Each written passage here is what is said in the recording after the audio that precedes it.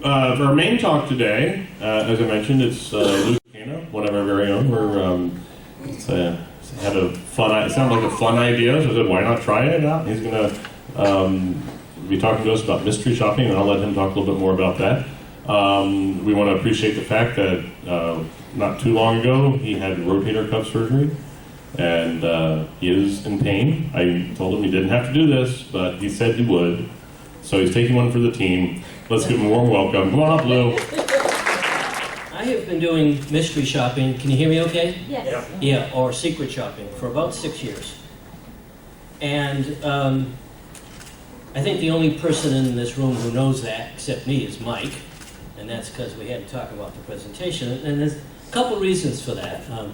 Number one is I'm kind of a private person anyways, and I don't usually tell people what I'm doing outside of my home and whatever. The other thing is, it is secret shopping. If I told everybody about it, it really wouldn't be a secret anymore, would it? Is this going on YouTube? So what has changed? What has changed is, about a month ago, I did a mystery shop unlike anyone I had done before. And it was a brand new company. And as soon as I got back and filled out my form, I called up Mike and I told him about it. And we kind of decided it would make a good community moment. Well, never get around to doing that.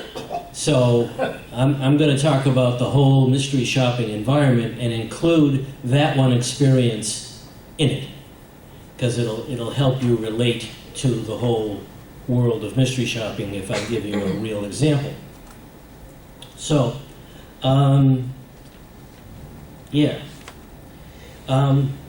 the name of the mystery shopping company, that is the company that hired me as an independent contractor, is called Faith Impressions, just like it sounds. That's the only mystery shop company that I will give you the name for, but I will tell you how to find out where the rest of them are. Turns out that lots of churches want to be mega churches. They want to be Rick Warren. They want to be Lakewood Church. And their method to doing that is to offer as much to their congregation as they possibly can. They want to be all things to all people. And the particular church that I visited down in Richmond is growing pretty quickly, and they were concerned that this growth, they've missed things. Not enough parking, whatever. So they decided to hire this company called Faith Impressions, who then hired me, to go down and pretend that I was a new parishioner and form objective opinions on what I thought a typical Sunday was like. Some of the things I had to check are indicative of many mystery shops. Typical mystery shop is you go into a bank and you ask to speak to a banker and you sit down with the banker and you say, I'm unhappy with my bank. What kind of checking accounts can you offer me here? So this church wanted to know how they were perceived, how their product was being perceived. So they wanted to know about parking. They wanted to know about signage. Could you find the different buildings? Because there's like 5 or 6 buildings in this complex. Were there enough signs that you could find it? Was it clear where the entrance was? Where the restrooms were? Etc. The big thing they wanted to know, numero uno, was if somebody comes in during a church service and they're new, how are they greeted and how are they treated? It is very important to them, as it is to us, that new people are meant to feel welcome there. So the expectation is that somebody, could be a regular parishioner or somebody in the church staff, would come up to me and say, we haven't seen you here before. What brings you to our church? What can we do for you? Nobody did. They flunked that test big time. A bunch of other things they did were pretty nice, but that's what this church wanted to know. How were new people getting treated? So, and since it was a church with some of the same goals that we have, I thought it might be worthwhile telling you the story. So again, the name of the mystery shop company is Faith Impressions. They represent a number of churches in this area. The one I went to was down in Richmond. I usually don't travel that far for a mystery shop, but I said, I'm not passing this up. I gotta get an inside view, an objective view of what happens in a church service. And I think I did a pretty good job of being objective, including listening to the sermon. I'm a successful mystery shopper, which means I'm really good at being objective, so I can listen to what somebody says without any preconceived notions of what it should say or not. And the speech that the preacher gave was on the book of Daniel. I'll tell you very honestly, that made absolutely no sense to me whatsoever. None. Zero. I just sitting there and I'm saying, okay, well, he told me this, all right, and now he told me that, but that contradicts what he told me 10 minutes ago. So that was kind of fun in that way. So let's get back to the world of mystery shop.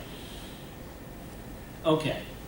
There are, at least from my standpoint, 4 different types of shops that the mystery shop companies might ask you to do. The most common is, I call them regular mystery shops. And the variety is incredible. Almost any commercial business at one time or another wants to be mystery shopped. Typical are banks, restaurants, and that goes all the way from fast food to high-end steakhouses. Cell phone shops. In this town, if you only wanted to do mystery shopping part-time, you could make a living off of just doing banks and cell phone shops. I mean, they're everywhere. You can interview agents who are trying to sell you health insurance, because there are rules about what these folks can say and not say to you when they're trying to sell you health insurance. One of the nice things about the health insurance ones is sometimes you can get the agent to come to your house. So you never even have to leave your house. Pizza places all the time. They don't pay anything, but you get a free pizza. I've done hotel visits where I've actually stayed overnight. Those are difficult. I do not recommend hotel visits. As much fun as it sounds, you got to be good to pull it off, because you have to interface with the front desk, the housekeeping, the engineering, the concierge, and none of them can know you're mystery shopping. And it's harder than it seems. But you get a free hotel stay, and you get a deluxe dinner at night, and buffet breakfast, room service in the morning. Okay. I've done furniture stores. I've done bowling, and the company picked up the price for 3 lines of bowling, plus the restaurant, plus the shoes, all that kind of stuff. Car washes, supermarkets. Supermarkets always want pricing comparisons. They want to know that if you're going to the deli counter, how are you greeted? How can we help you? You know, that kind of thing. I've done amusement parks. Those are a lot of work, but you get, free trip to the zoo or Space Center Houston. I actually had the carpets in my house cleaned for free.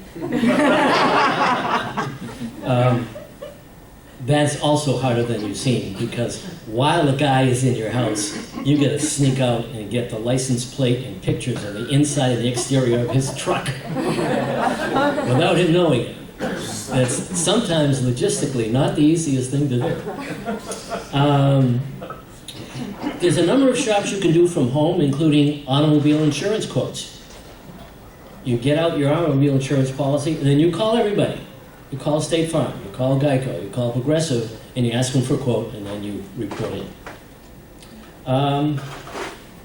Recently, I've done a lot of car dealers. And if we have time at the end, I will tell you about some interesting experiences I had pretending I wanted to buy a car.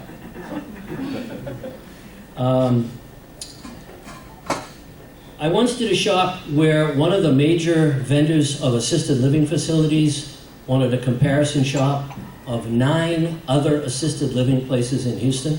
So I visited all 9 and then reported the results. I don't know what they did with the results, don't care.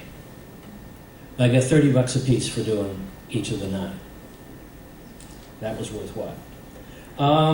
Okay, that's a typical mystery shop. Then we have video shopping. I will recommend this. Do not do video shopping unless you have taken formal training. That's the bad part. Good part is it pays really well, and when you're finished with the video shop, all you need to do is send in the SD card in the video recorder. You don't really have to do any narrative. I hate narratives. You know, what did you see when you went in, blah, blah, blah. So, but they're difficult. Some companies that do video shops will loan you their equipment. It's $500. But if you're serious about video shopping, at some point you should buy your own equipment. And the people who trained me, this is what they do for a living. They go from apartment complex to condo complex to new homes, and they do video shop. They do 6 a day, $75 a piece. So they're making a living. I have no such aspirations. I'm retired. This is part-time fun money for me. But some people are good enough at video shopping, and since you don't have to go home and type a whole lot of stuff in your computer about the results, they can do several in a day. Okay, and then there's merchandising, which is not mystery shopping at all, but it includes, it's quite a variety. One that you all know is you go to a supermarket and somebody's handing out samples. Okay. There are merchandising where you'll stand outside a Best Buy store and you'll do an exit interview, and you're asking people, did you find what you needed? Was the store clean? Were the employees helpful? Exit interviews are all the time, but I don't do those in the summer. Guess what? Yeah. There are assignments where you go into a movie theater and set up the standees, you know, the big things that are advertising a new movie that you'll see in the lobby of a movie theater. Okay, and then what I'm doing now almost exclusively is audits. What's special about an audit, what's different about it, as you can guess, is the first thing you do when you go into the store is you give the manager a permission slip, and he lets you do wherever you need to go. That's your entry fee, so to speak. I started to do, when I first started to get into audits, I would go into a big box store. Super Walmart, Target, Best Buy, Cons, you know, the huge places. And you would do such things as check to see if the prices in the Sunday brochure were the same as the prices on the items on the shelves. You check to make sure that the fire extinguishers were all charged, that there weren't any hazards, you know, electrical cords across the floor. You'd go into the back where customers usually can't go, and you would check to see if the trash compactor had the appropriate signage on it, warning people, you know, how dangerous it is.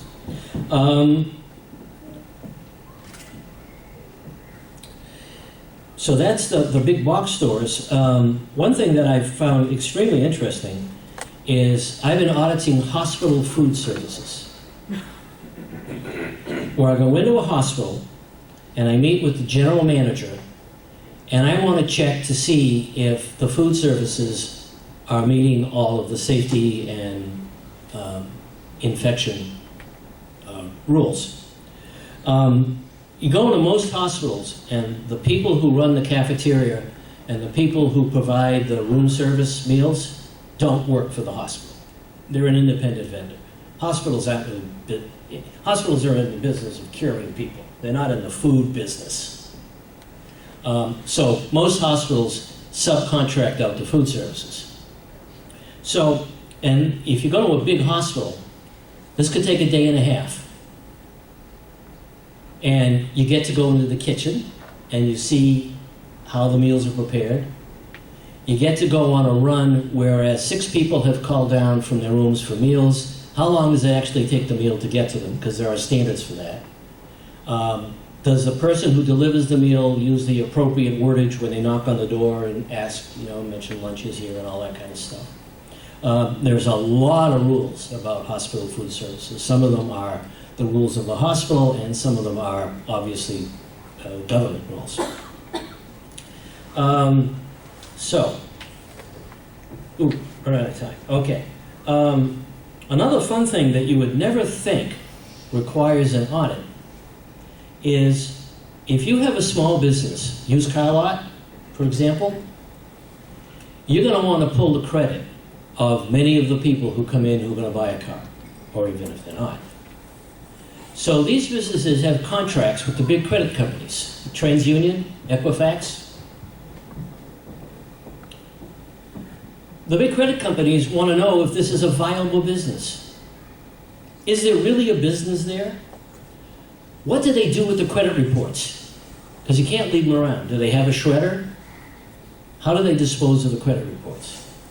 How can people get in and out? Their computers password protected? So I've been doing a bunch of those. They're kind of interesting. Lots of different types of businesses. So, in any case,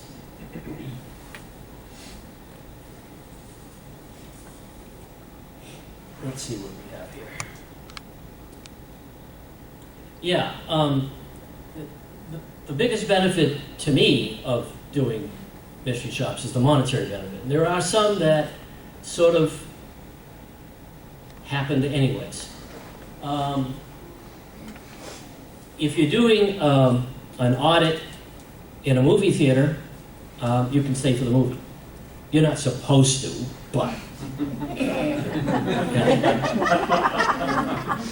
Very interesting. I could do one of these every Friday if I wanted, because the movie production companies want to know what trailers are showing before the movies, the previews of coming attractions, because they pay for that. So it's important to them for, MGM and 20th Century Fox and Paramount to know what trailers are showing and what's the audience reaction. But if you want to stay for a movie in between, why not? If you do a restaurant, usually the shop will pay for the meal. Not always. It depends how crazy you go, but and sometimes there's $10 plus the cost of the meal. And if it's let's say a Cheesecake Factory or Bennigan's or Applebee's restaurant on up, they want you to bring somebody else because they want to get 2 opinions on the food. One advantage of mystery shopping is that you can do whatever shops you want, whenever you want. The schedule is up to you. Now, once you've signed up for a shop, there's a time window, but you don't have to sign up for any shops. Okay? I learned a lot about automobile leasing by going into a bunch of dealers and saying, okay, what's it going to cost me if I buy this car if I finance it? And what it's going to cost me if I want to lease it? Turns out it's very difficult to get automobile dealerships to tell you exactly what costs are involved in a lease. Beware. Okay? A couple of dealers said, well, when you come in to sign the contract for the lease, we'll show you what all the costs are. And I said, no, I need to know what they are now. So be careful about leasing. There are hidden costs all over the place. Could be a good deal, but be careful. Okay. Doing a lot of restaurant shops give me appreciation of how hard it is to be a server in the restaurant and to get the timing down right and not to auction off the food and to present the menus. And if somebody goes to the restroom, put their napkin back on the table, all that kind of stuff. I mean, it's hard work, and in doing as many restaurant shops as I've done in the past has given me an appreciation for that. So, okay, if you want to get involved with mystery shopping,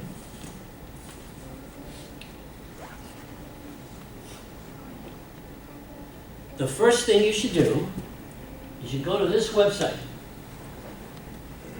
It's the Mystery Shopper Providers Association. It's sort of a professional organization of mystery shop companies.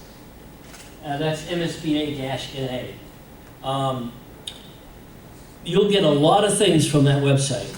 Number one, it's the only website that I know of that evaluates mystery shop companies. The only one. So, if you go to that site and there's a mystery shop company, it's probably somebody who is going to pay you in a reasonable amount of time and won't judge you too harshly if it's your first shop, things like that. A couple of other things about that site. They offer certifications. There's a whole string of certifications for mystery shoppers. You don't have to get any of them. I would recommend you get a silver certification. Costs like $10. And it's an exam that you take online about some of the principles of mystery shopping. They also have a gold certification, which I got a few years ago. The higher the certification, the better shops you'll get offered. So, gold certification is tough, but I have found it to be worth it. It took me a couple of years to get up the nerve to do it. But, okay. So let's see. Yeah, this book, The Essential Guide to Mystery Shopping, the author that's actually Pam in California, is what that stands for, but that's how she signed the book. She actually lives in Sugar Land. Go figure. You can get this book for $10 off of Amazon. It's a very good introduction to mystery shopping.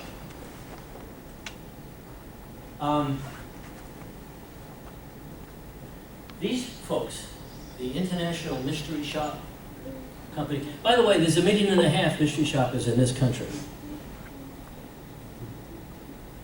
And I don't know how many there are worldwide, but some of the mystery shop companies are international.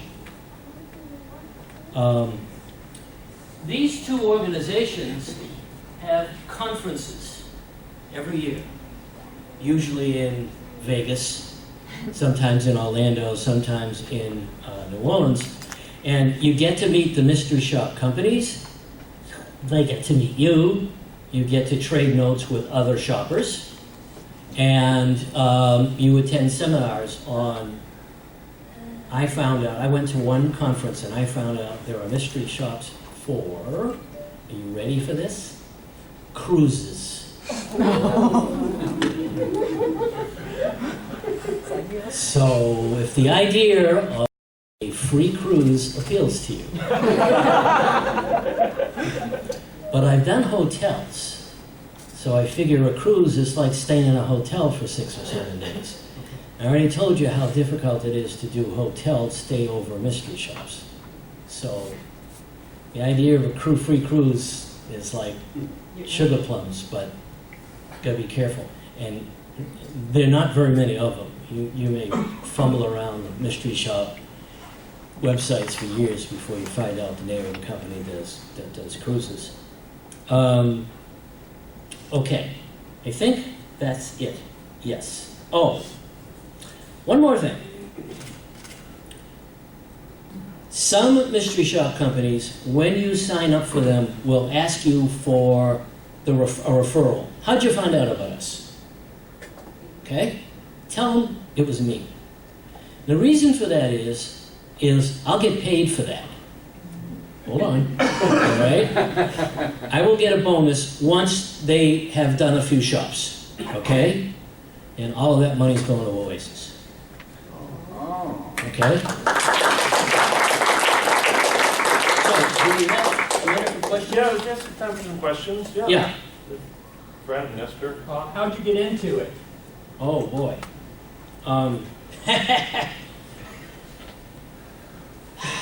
I got into it because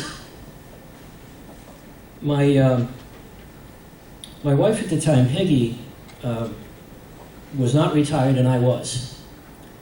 So her income was double mine. So if we went on a vacation, and we went on a cruise, she would want to go top shelf, large room, penthouse, the whole thing. And I simply couldn't afford it, so I had to come up with some way of subsidizing my Social Security and pension and all that kind of stuff so that I could go stay in the same room with Peggy. She offered to pay for me, and I said, nah. And then I found out from a friend of mine named Janice.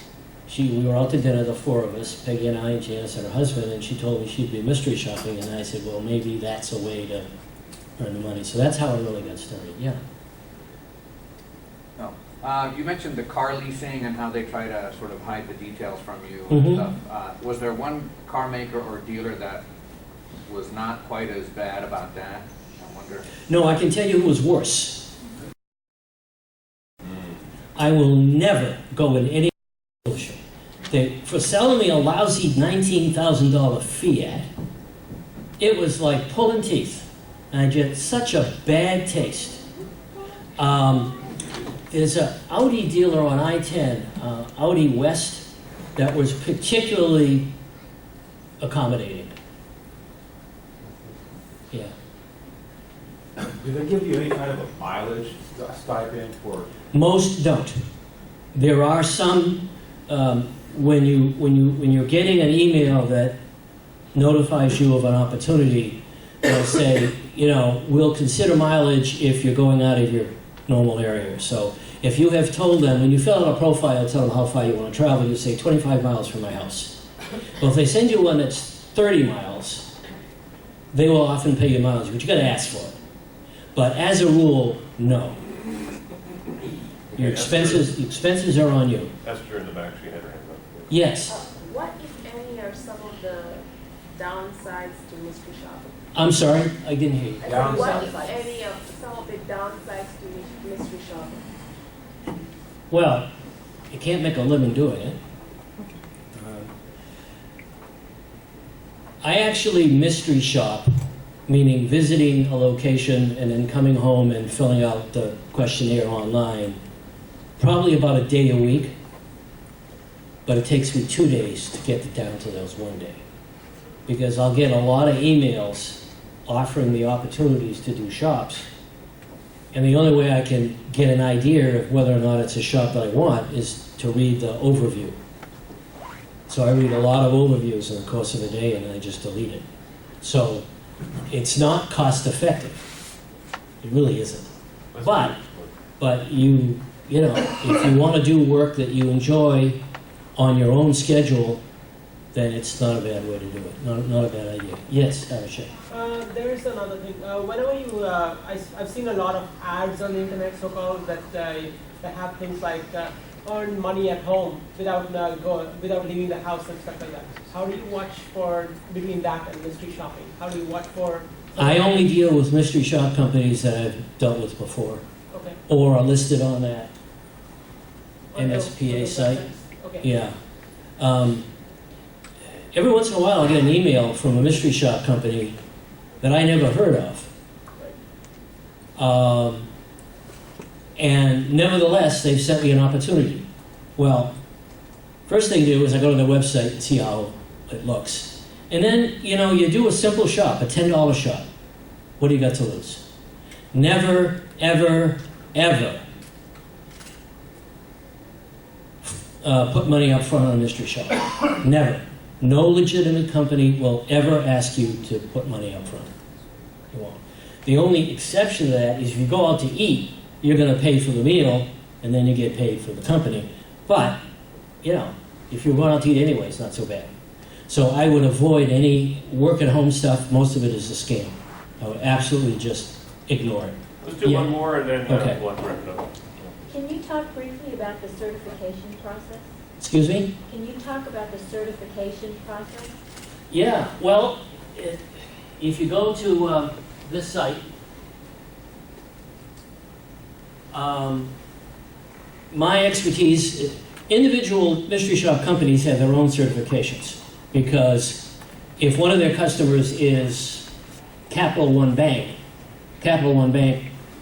needs to be sure that you're capable of doing the assignment. So individual mystery shop companies have their own certifications. However, the MSPA has a silver and a gold certification. And what you'll get is a guidebook, and then you take an online exam. Really all there is to it. And the gold is that's another story, but it's pretty much the same thing. You get a video and big guidebook and all that kind of stuff. But I would recommend, if you're starting in this business, get a silver certification. It will get you more opportunities. Thank you, Lou. Sure.